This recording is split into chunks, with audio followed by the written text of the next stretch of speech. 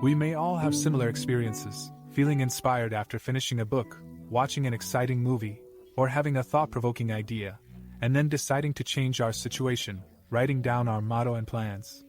But a few days later, we return to our old way of life. Why is it often so incredibly hard to actually do what we know is right? Why is it difficult to live well even after understanding many principles? Welcome to the Daily Book Club.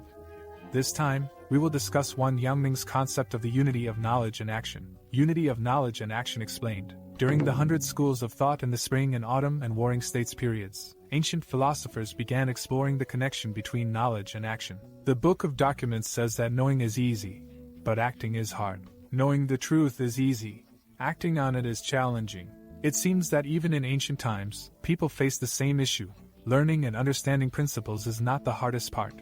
The challenge lies in implementation. Wang Yangming introduced the concept of the unity of knowledge and action during the Ming Dynasty. Knowledge serves as the foundation of all things. Action is execution, the application. This idea is prominently reflected in the recorded dialogues and teachings he shared with his disciples. From the moment Wang Yangming's philosophy was born, it was destined to be extraordinary. Wang Yangming had amassed 1,000 devoted disciples by the time he was sent to Jiangxi to combat bandits. By 1529, his followers had grown to tens of thousands. For 500 years after his death, many influential figures have viewed him as a spiritual guide. In 1513, the Japanese man Yangmingism brought his teachings back to Japan, and over 300 years later, Japan, inspired by Wang Yangming's philosophy, underwent the transformative Meiji Restoration, emerging as a global power.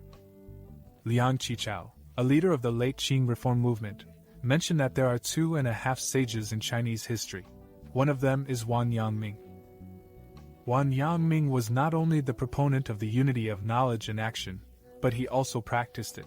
In the 4th year of the Jingde era, Wang Yangming was jailed for opposing the influential eunuch Lu Jin. He was exiled to Longchang in Guizhou. In this challenging and difficult situation, he came to understand the impermanence of life and ultimately concluded that rather than seeking achievement and wisdom from external possessions or accolades, it is better to acknowledge the sufficiency of one's nature and seek more direct understanding through one's inner self and actions. Wang Yangming and his philosophy are highly valued by later generations. An important reason is that Wang Yangming applied his philosophical insights to all aspects of life. His life is the best testament to the unity of knowledge and action. Wang Yangming opposed the Qingzhou school's assertion that knowledge and action are mutually dependent. The theory holds that knowledge precedes action, connecting one to another. Wang Yangming asserted that knowledge and action are interdependent and must rely on one another. What does this mean? It means that once you understand the principle, you must act on it. If you do not practice it, you cannot truly claim to know. In this relationship, knowledge initiates action, and action fulfills knowledge. Knowledge and action are interconnected and enhance one another. Only by executing can one truly complete knowledge. Wang Yangming engages in a dialogue with his disciple Su Ai in the Record of Instruction. Su Ai asked Wang Yangming, although people know they should honor their parents and respect their elders, it is difficult to do so in reality. Knowledge and action appear to be ununifiable. Wang Yangming stated that the lack of unity between knowledge and action stems from personal desires that disrupt the connection. He criticized two situations. One is thinking too much before acting, leading to meaningless actions. The other is merely staying in the realm of empty thoughts without practice. Nothing gets accomplished. Wang Yangming believes that true knowledge requires action. Knowing without acting is a significant error that disrupts the unity of knowledge and action. Those who are unsure how to act should nonetheless take action, he explained. Knowledge and action should begin cautiously and conclude successfully, adjusting direction as needed for correctness before practicing. Only then can good results be achieved. In our real life, let's examine why many people fail to achieve the unity of knowledge and action. Why can't we achieve this unity? Since we can distinguish between good and bad, and we clearly know many principles, why can't we put them into practice in reality? In other words, why can't our knowledge and actions be unified? In response, Wang Yangming answered this. Knowledge encompasses action, and action embodies knowledge. Knowledge requires action. Knowing without acting is ignorance. Knowledge and action are intertwined. Knowing without acting reflects a state of ignorance. What is the meaning behind this particular statement? This statement is reasonable and relates to learning processes. In fact, this passage makes a lot of sense. We can explain it through people's learning process. Regardless of whether we are engaged in learning within a school environment or participating in various training programs at the workplace, the human learning process must effectively progress through 4 essential stages: learning, thinking, executing, and after feedback, we repeat this process. This is a cyclical process.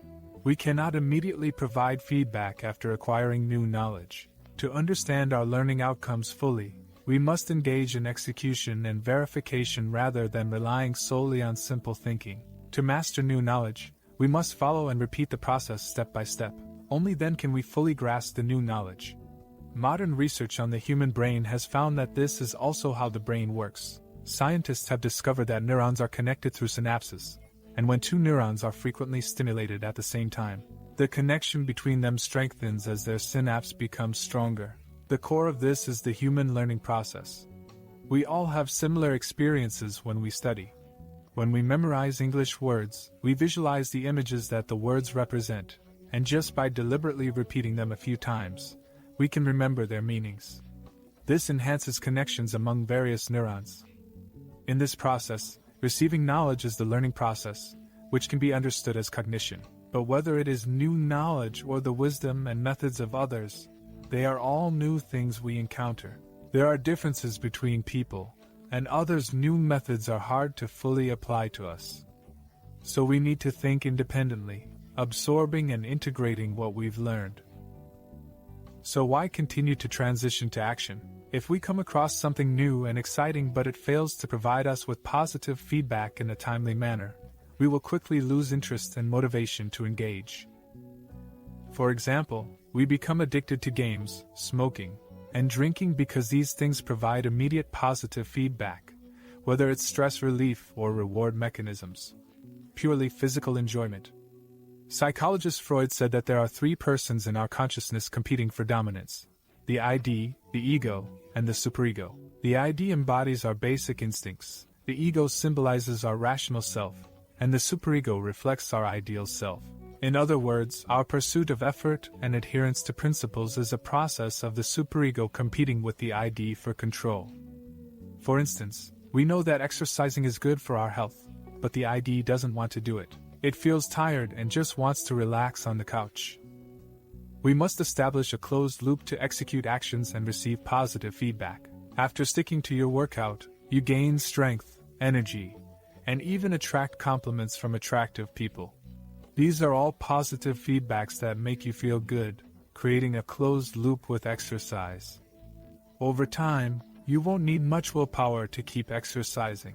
In this example, knowing that exercising is beneficial is knowledge, taking action to exercise is action, and the positive feedback from exercising reinforces your knowledge. This is the unity of knowledge and action. We understand that acquiring new knowledge is beneficial, but why is it often so challenging to maintain it? The positive feedback we receive from learning often takes a considerable amount of time, which can go against human nature. Human nature aims for benefits and avoids harm, but acquiring new knowledge may not greatly affect our current lives. Most things that benefit our future require a long-term investment. Positive feedback takes time, requiring individuals to have long-term persistence. This is also the topic we will discuss next. How can we achieve the unity of knowledge and action? Achieving unity between knowledge and action. Once we know, the next step is to act. If we don't do well, is it an execution issue? Not necessarily. There's another important link between knowing and doing, the method. With the right method, knowing and executing become manageable. So what is this method? It is repetition. This repetition is not just simple, monotonous practice, but spaced repetition. For example, according to the logic of positive feedback, why do soldiers in the army develop the habit of sleeping when the lights go out and making their beds, even without immediate feedback?